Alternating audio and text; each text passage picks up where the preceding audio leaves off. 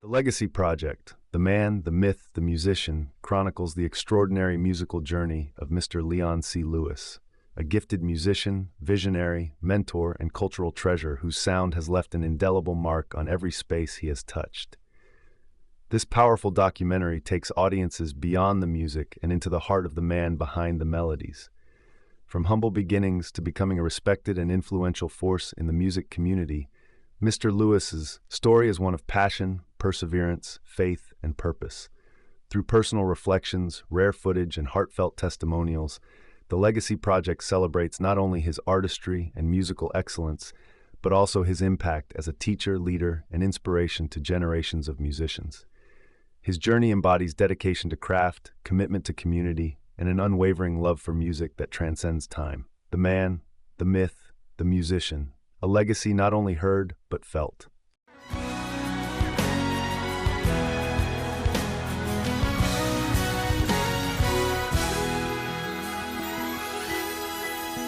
I believe in the Father and in the Son. I believe in the Spirit. All three are one. I believe in the cross and the blood that was shed. I believe on the third day he rose from the grave. I believe, oh, I believe. So to continue connecting the dots, Hank Neal, whom I met in 1989, was the person that helped me, if there's a such thing as having a spiritual father in ministry, as preachers do, right? When the preachers call to preach, whomever they have served under or went to church under, they normally call that person their spiritual father in ministry. So for me in music ministry, Hank Neal was that person, that guy. And so he taught me everything I knew about church music, how to treat people, how to, just observing him running a music ministry. And then from 1989 to 1991, when I started working with him at Windsor Village, he transitions to Wheeler Avenue. I remained at Windsor Village. I resigned in 2012 from Windsor Village. And in 2001, I want to say, Hank was already here at Wheeler Avenue. Well, when I transitioned, I resigned from Windsor Village. Hank Neal found out about it and gave me a call. And he basically said, "Lee, I need your help." As Peter denied the Lord 3 times, I told Hank 3 times no. And that third time I said, "Hey, let me talk to the wife about it." My wife, Valencia, about it. And before I can get it out, she said, "It's Hank, you have to help him." And so that's how my journey at Wheeler Avenue started. So that was in December of 2012 is when I became a staff member here at Wheeler Avenue. 14 months into the assignment of being here, the person who taught me everything I would say I know about music ministry and how to comport myself as a leader passed away unexpectedly, coming from a service that we were having down in Texas City, Texas. I'll never forget it. It was at the end of February. And it was just a devastating moment for me personally, for the church, obviously, and for the entire music community. And dare I even say the entire gospel community around the country, because he was that well known and that beloved, right? So fast forward, he passes away, and I'm here assisting him, and I do all I know to do, which is trying to help keep things going. And during that time, I'm thinking, okay, Pastor Cosby, he's musically astute. He conducts, he plays piano, he travels the country, so I'm sure that he's identified somebody to come and be minister of music. So I'm just holding on and trying to keep everything afloat until that happens. And so, lo and behold, Hank passes away in February of that year. We have his services at the beginning of March, and we're just kind of going through everything, right? The day I'm recording this happens to be April 15th, 2026. But it was on April 15th, 2014, is when I got called into the pastor's office so he could ask me to basically assume the responsibility of being a minister of music here at Wheeler Avenue. And from April 15th, 2014 up until this very day, which happens to be April 15th, 2026, the irony of that. I promise you this was not planned for us to even record today, but that's how it works out. It has been a joy. The things that are under my scope, so of course the Music and Fine Arts Ministry is where I started, and now even our production team, the leader of that is Brother Andre Williams. He reports to me, and the leader of our creative team, Joseph Earl, Reverend Joseph Earl, reports to me as well. And so it's been a marvelous journey, but as you may already know, with the amount of activity that goes on here, just under my leadership on the Music and Fine Arts Ministry side, let's see if I can name them all. So we have, at this point, one mass choir that we split into two groups. That mass choir was comprised of 6 different choirs prior to the pandemic. The Unity Choir, the Celestial Choir, the Psalms of David Young Adult Choir, the Men's Choir, the Women's Choir, and the choir that's called Sanctuary Choir. Pre-pandemic, we had those 6 choirs to accommodate 4 different services. Those service times back then, in the 1900s, in the olden days rather, were 7 a.m., 9 a.m., 11 a.m., and 1 p.m. So from 2014 to now those our service times, we started after the pandemic, coming back to an 8 o'clock and an 11:30 service. And now the Lord has blessed our church to grow to the point where we're now at 3 services again, 7, 10, and 1 p.m. So in order to make all this work, I was sharing a bit earlier about the choirs that have been reduced from those 6 to 1 mass choir that splits into 2 groups. And now we're in the process of not only continuing those choirs, but adding into the fold a new version of the young adult choir.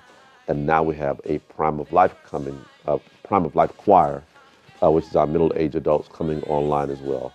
In addition to all the music stuff, of course, we have a praise team, we have a band, we have leadership for those areas as well. On the fine arts side, we have a theater arts ministry, dance ministry called Ministry in Motion for children, youth, and for seniors.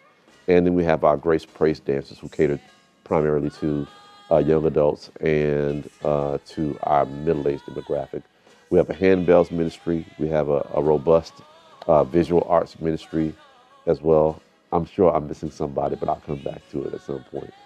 But that is to say that everything that the Lord has under my scope here at Wheeler Avenue is such a blessing, and it's a privilege and responsibility to ensure that music ministry happens at a high level here and with the spirit of excellence.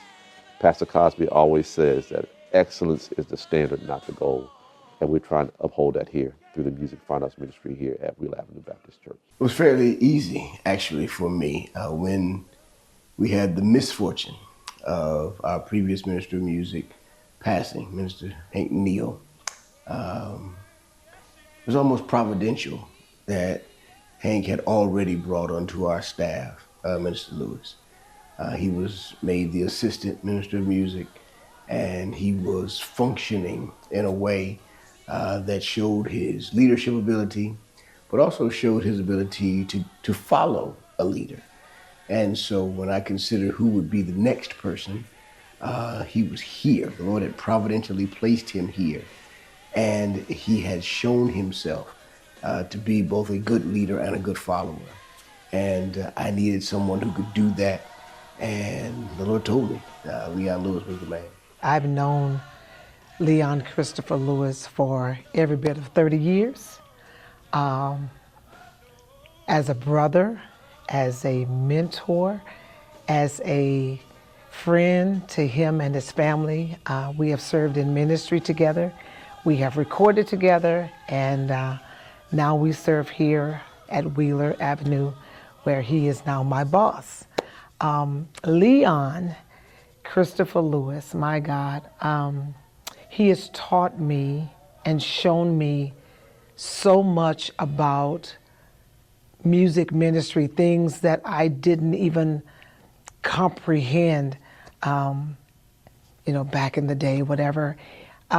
He has been an example of what excellence in ministry is. I've had the opportunity to work with him now for many years, and he has shown me and he has taught me what excellence in music ministry is. I mean, to the point to where it's like the anointing and excellence marry and produce seeds of spirit and truth worship that only God can get the glory for.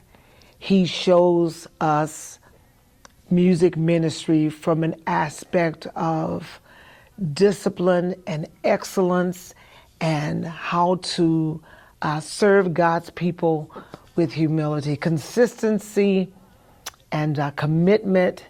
And I've learned so much from him over these many years. Knowing Leon not only as a minister of music, but also as a record producer, they really intertwine with each other. When you think about what he has to do, because I knew Leon first, and I worked with Leon first as a record producer, with him being a record producer, and to watch him oversee the project. You know, of course, he has, just like with church, he has a point person that pretty much handles putting together the song arrangements as far as the band is concerned, and you know, and even with the choir, there's maybe a choir director, and the choir director is responsible for teaching the choir their parts and stuff. But if something critical needs to happen, then that's when he kind of steps in as the producer, as the overseer, and then he puts in his input. The same thing applies with church. On a Sunday morning, you know, we treat church, you know, not only as a worship experience, but we treat church as a production as well. We believe in giving God our very best. So since I've been ministering in music, to date, we're on our second recording project. So the first one was done, well, actually our third recording project. Prior to me coming on board, we did a project called Oh to Be Kept by Jesus that was done in 2011 as a celebration for the church's 50th anniversary that was going to happen in 2012. Our church was started in 1962, and in 2012 we celebrated the 50 years of the life of Wheeler Avenue Baptist Church.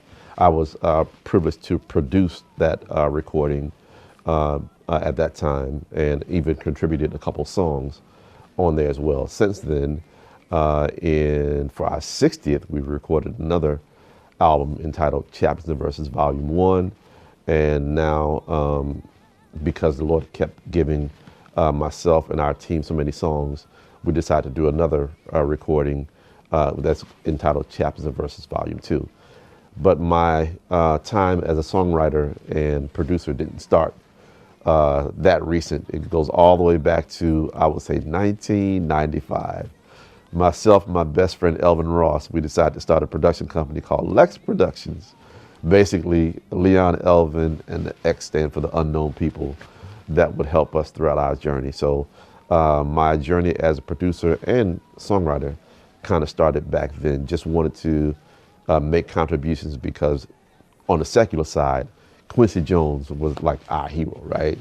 And then on a Christian side, you had from Thomas Whitfield to the Milton Brunson and the Thompson Community Singers, all the greats from back in that late 80s, early 90s, even to the mid 90s era. That was our inspiration to do, we were called to do. So, you know, as the Lord would have it, was able to write some songs, and one of the first songs that I got placed and published was through a young lady by the name of Benita Washington.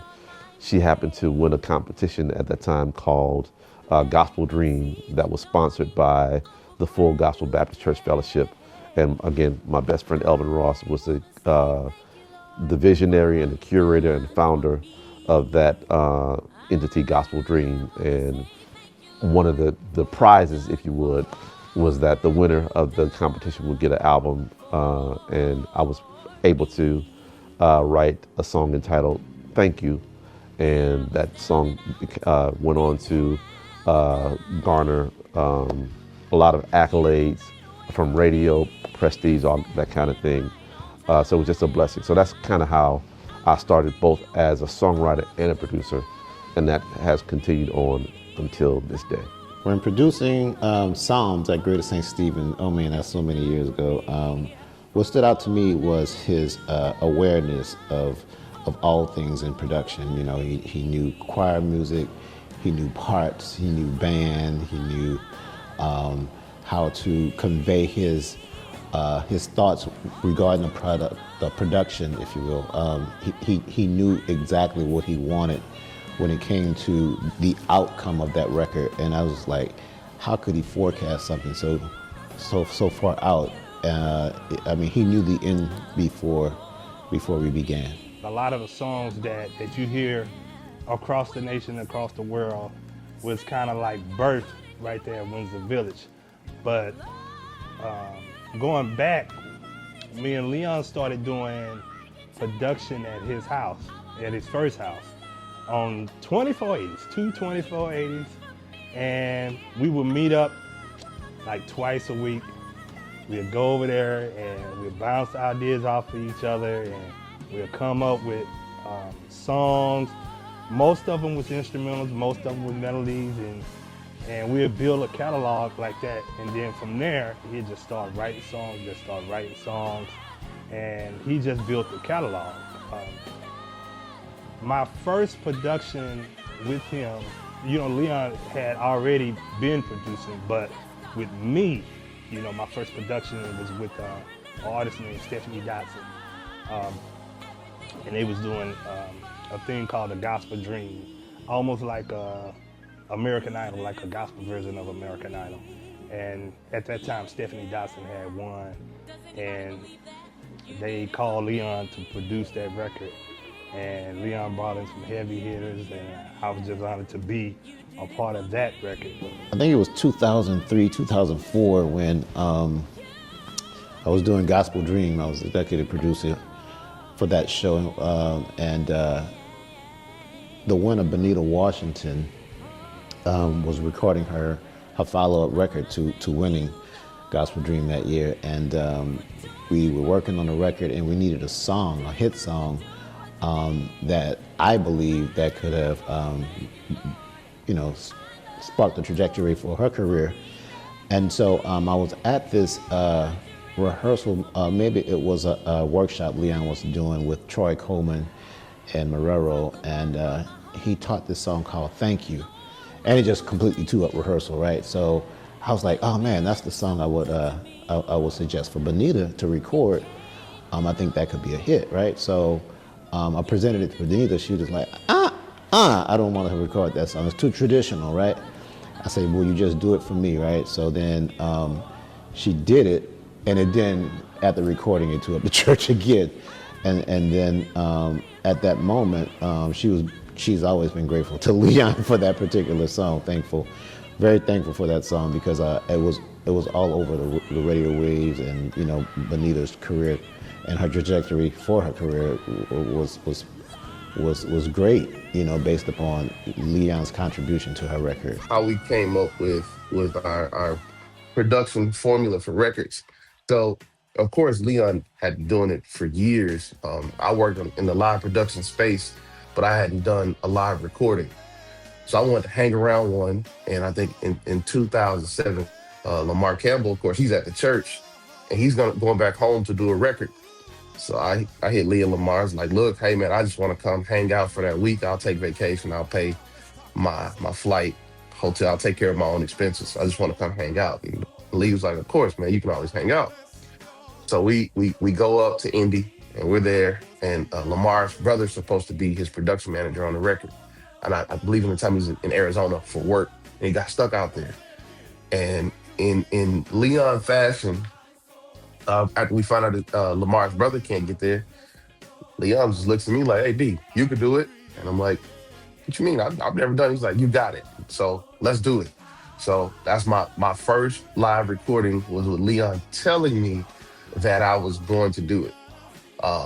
It was so cool, because we did it. The record came out good the night of the recording, and Kathy Taylor, who's my godmother, is in the audience, and she walks up to me and Leon after the record. I want to do a record, and we looked at it, and we don't have anything down yet. We don't have a process. We just made this record work because we worked with what we had. Leon said, "We got it." He didn't ask me. He said, "We got it. We're gonna do it." And she walks away. He's like, "All right, bro, you got to put it together." And I'm looking at him like, "Come on, bro. It's my first one."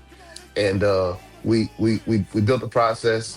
And as I think through it, that's literally how Lee has been with me. One of the things I really like about Leon Lewis as a producer is that he takes the time to get into the artist, not only the music, but who the artist is as a person. I know for me personally, he took time to study some of my previous records, and he worked very hard to bring something else to the production, but not losing who we have been. And he's easy to get along with, although he's a perfectionist, and he wants what he wants. But we tapped into that brother kinship thing. And so it really was one of the greatest times that I've had working with a producer, because of the relationship that we have and the spirituality that Leon Lewis tried to work within. And it wasn't just trying to make the next big hit, or of course we want hits, but it was more so tapping into what we were supposed to do together to present to the world that would make heaven smile. Somebody needs to remember that, because I don't know if I can say that again. But that's what we did. We did it together. And there's a song that I still do in concert today called I Command My Soul that I did on that project. And when you hear it, you hear Lamar Campbell and Leon Lewis. Leon is a dreamer, and he can hear something very simple and add complex but spirituality to it, and that's what he did for my music. Actually, thank you, Leon. I'm still traveling the country singing "Oh How Precious," and believe it or not, it's been 19 years. So just what you brought to the project and the comfort that you gave me while we were doing this project means the world to me, and thank you so much. Leon loves the Lord, and he desperately wants to please the Lord. And his spiritual sensibility is much more important to me than his musical mastery.